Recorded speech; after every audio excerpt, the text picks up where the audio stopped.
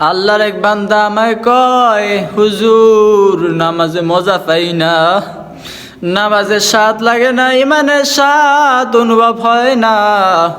আমি বললাম, বান্দা আমি আল্লাহর উপর ভরসা রেখে গ্যারান্টি দিয়ে বলতেছি, আল্লাহর নাফরমানি ছেড়ে দাও, গোপন গুনাহ ছেড়ে দাও, একাকিত্ব সময়ে পর্নোগ্রাফি ব্লু ফিল্ম দেখা ছেড়ে দাও, যদি তুমি নাটক সিনেমাগুলো দেখা ছেড়ে দাও, যদি সব গুনাহকে ছেড়ে আল্লাহর সামনে আল্লাহর দরবারে কান্নাকাটি রোনাজারি করে বলে, আয় আল্লাহ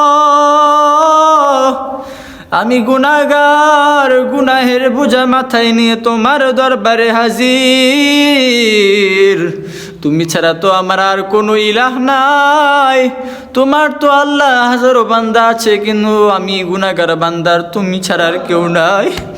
আল্লাহ তুমি ছাড়া আমার জিন্দেগিতে কেউ নাই, দুনিয়ার সবাই তো স্বার্থপর, স্বার্থের জন্য কত মানুষকে হত্যা করে ফেলে, স্বার্থের জন্য ভাই তার ভাইকে হত্যা করে ফেলে, মাকে হত্যা করে ফেলে, কলিজার টুকরা বাবাকে হত্যা করে, বাবা তার কলিজার টুকরা সন্তানকে হত্যা করে ফেলে।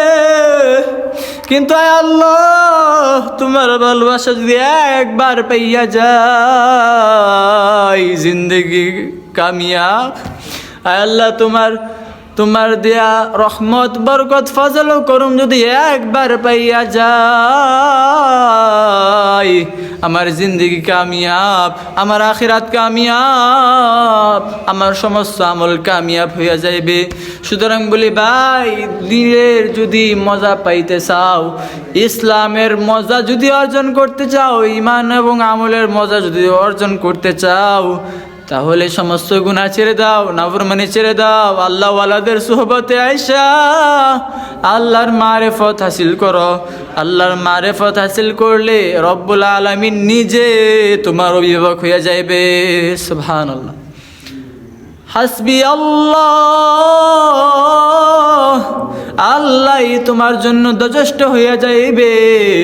আল্লাহ তোমার দুনিয়ার জিম্মাদার, আল্লাহ তোমার আখিরাতের জিম্মাদার, ফুলসিরাতের পুল আল্লাহ রব্বুল আলামিনের জিম্মাদারিতে তোমাকে পার করিয়ে দেওয়া হবে।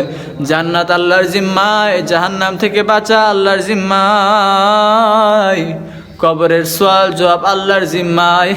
তোমার আর কোনো টেনশন নাই, আর কোনো চিন্তা নাই, তোমার অভিভাবক, তোমার গার্ডিয়ান একমাত্র আল্লাহ।